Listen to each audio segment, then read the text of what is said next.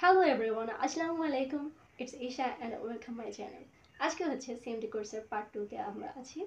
তো আমাদের প্রশ্নের মধ্যে যখন থাকে লিখে এইভাবে অ্যানথ্রাকনোজের আমের অ্যানথ্রাকনোজের লক্ষণগুলো লিখো বা যে কোনো রোগের হচ্ছে লক্ষণগুলো লিখো, তো এইগুলো আমরা কিভাবে সহজে লিখতে পারি সেটাই আমরা আজকে পড়ব। আর এখানে অনেকগুলো লক্ষণ একসাথে পড়ব। তো এটা হচ্ছে যে যাতে দেখলেই চিনতে পারি যে এটার লক্ষণগুলো কেমন হচ্ছে, আবার দেখলেই যাতে বুঝে যেতে পারি যে এটার নামটা কি। হ্যাঁ, এটা স্পট না এটা রাস্ট না এটা কি। তো আজকে হচ্ছে যে এই নিয়ে আমরা পড়াশোনা করব। তো let's start our new video.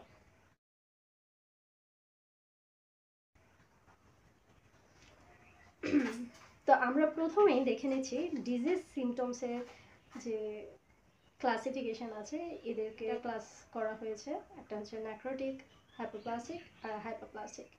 হ্যাঁ, এখানে ন্যাক্রোটিক যেটা আছে সেটা হচ্ছে যে কোষটা কি হয় আস্তে আস্তে মারা যায়।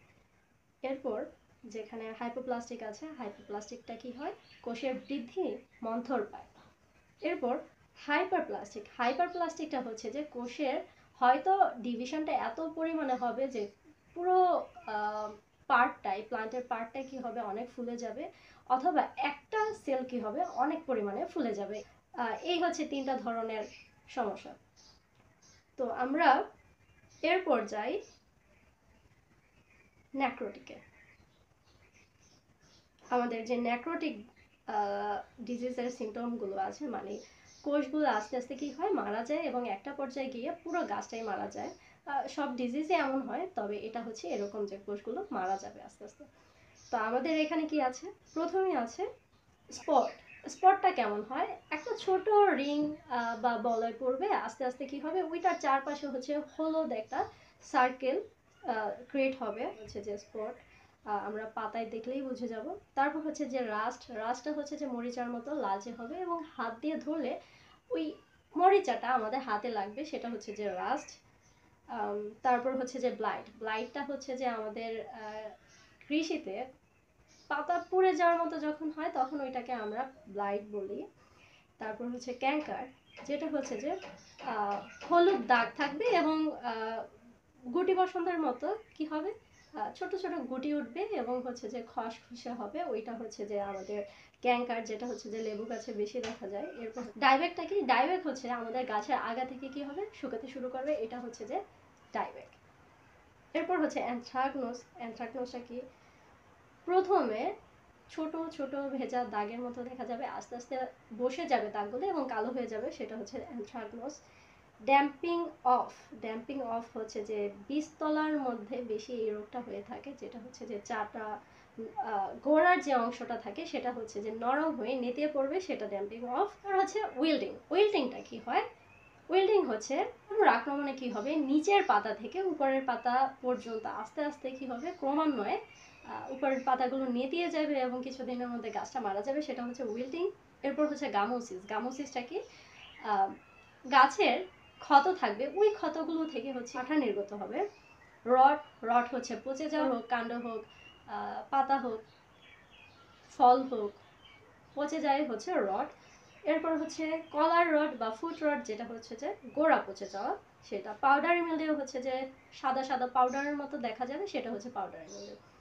এরপর হাইড্রোসিস, হাইড্রোসিস হচ্ছে যে আমরা গাছ হোক ফল হোক এগুলোর মধ্যে যখন পানি ভেজা দাগ দেখি সেটা হচ্ছে যে হাইড্রোসিস।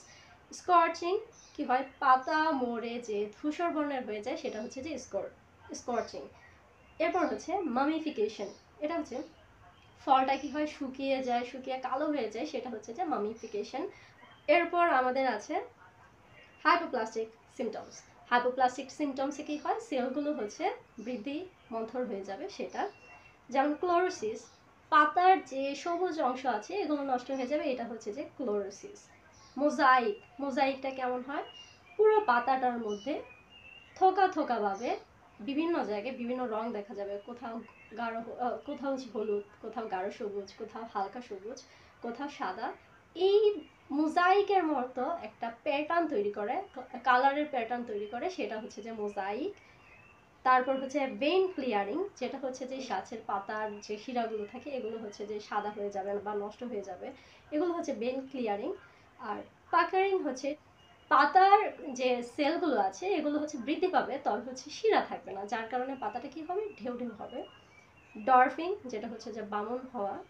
রোজেটিং, যেটা হচ্ছে অনেকগুলো পাতা একসাথে একই জায়গা থেকে জন্ম নেবে, যার কারণে হচ্ছে রোজের মতো দেখা যাবে, এটা হচ্ছে রোজেটিং। এই হচ্ছে আমাদের হাইপোপ্লাস্টিক।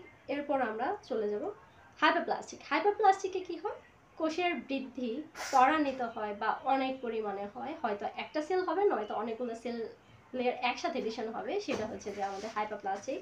এখানে কি কি আছে, স্ক্যাব আছে, যেখানে হচ্ছে সিলভার রং হয় এবং খসখসে হয়ে যায়, সেটা হচ্ছে স্ক্যাব। এরপর হচ্ছে গল। গলটা কি হয়, গল যে জায়গায় হচ্ছে ওই জায়গায় সেল ডিভিশন প্রচুর পরিমাণে হবে, একটা ক্ষতের মতো দেখা যাবে এবং ফুলে উঠবে, সেটা হচ্ছে গল। এরপর হচ্ছে রুট, নট বা হাইপারট্রফি।